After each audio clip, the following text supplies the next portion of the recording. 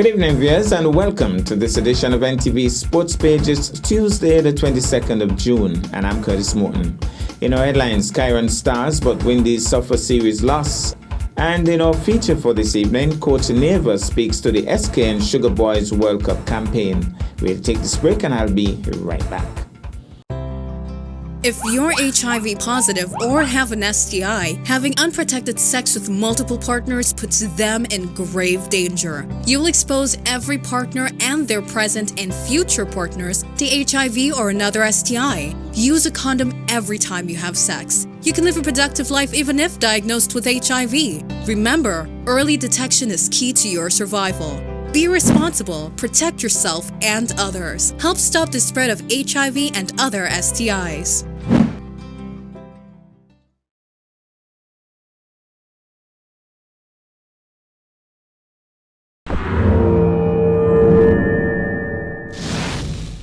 Well, I'm back, and we start with cricket. The West Indies team entered day 4 of the second test match versus South Africa, fully aware that the required target of 324 runs was going to always require a Herculean effort from their batsmen. To make matters worse, one of their more steady batsmen in Ruston Chase was hobbling on one leg and more than likely would not participate further in the game. Well, it did not take long before the season's South Africa attack started to make inroads. Captain Craig Brathwaite edged and was caught in the slips. The steady Shai Hope did not handle a Rabada bouncer well and got a glove to the wicketkeeper. Thereafter, Kyron Powell teamed up with Kyle Mayers, and hopes of another Bangladesh miracle started to beckon for the die-hard Windies fans. Then Mayers got carried away after a couple of cracking shots, and then top-edged an ill-advised pull shot to be brilliantly caught by skipper Elgar.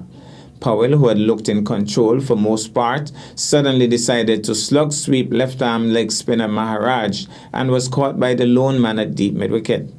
Then the slide gained rapid momentum. The very next ball, Jason Holder pushed tentatively forward and was caught at short leg. Then the out-of-form Joshua Da Silva also pushed tentatively at the next delivery, only to be superbly caught one-handed at leg slip to complete a hat-trick for the South African spinner.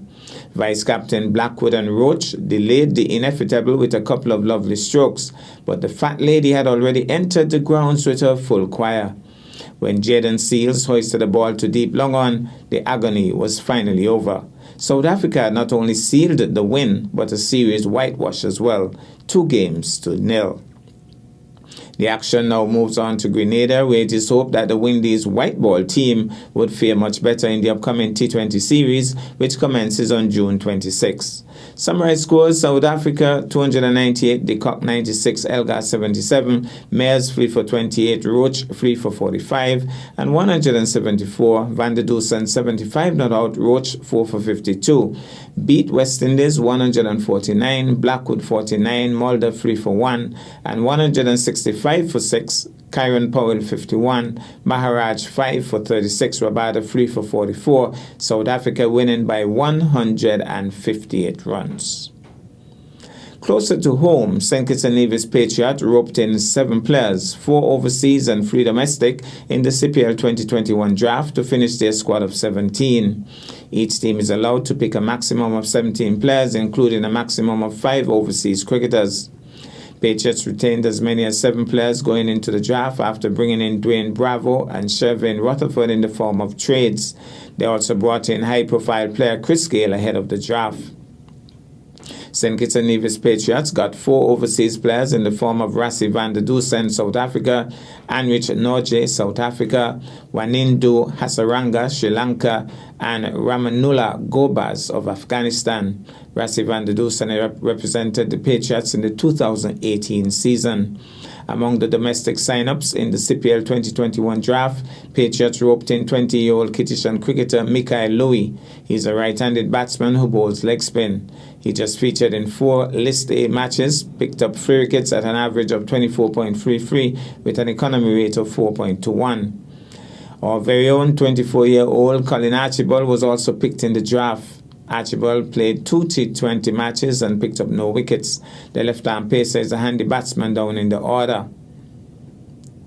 The full squad reads Dwayne Bravo, Chris Gale, Evan Lewis, Fabian Allen, Shervin Rutherford, Sheldon Cottrell, Devon Thomas, Riyad Emrit, Colin Archibald, John Ross Jagisa, Dominic Drakes, and Joshua Da Silva, along with Mikael Louis. Overseas players, Rassi van der Dusen, Ramanula, Gobaz, Wanindu Hasaranga, and Anrich Norge. We'll take this break and I'll be back with our feature for this evening.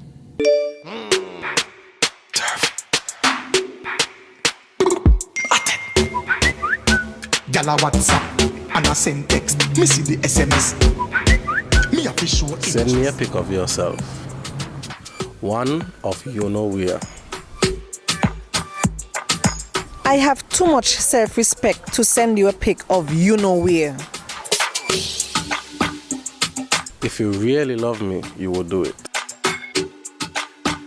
If you really love me, you wouldn't ask. You matter to your family, to your friends, to your community, to you. Remember, you matter. This message was brought to you by the Pan American Health Organization, PAHO, and the Nevis Health Promotion Unit. Well, I'm back, and tonight football is in the spotlight. Andrew Huey, media consultant to the SKNFA, spoke to coach Leo Neva, and he spoke about the recent World Cup campaign of the St. Kitts Nevis Sugar Boys. Let's take in this. Very rewarding was how coach of the St. Kitts and Nevis senior men's national team, Leo Nieva, described the World Cup qualifying campaign of the Sugar Boys, which ended on Tuesday night.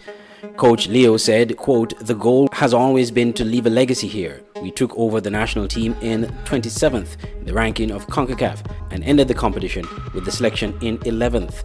Very rewarding," end quote. He pointed to the positives of the campaign, which included St. Kitts and Nevis being the first in CONCACAF to qualify among 30 nations for the second round of qualifiers. He said, quote, "I'm very happy for what we have achieved in these qualifiers.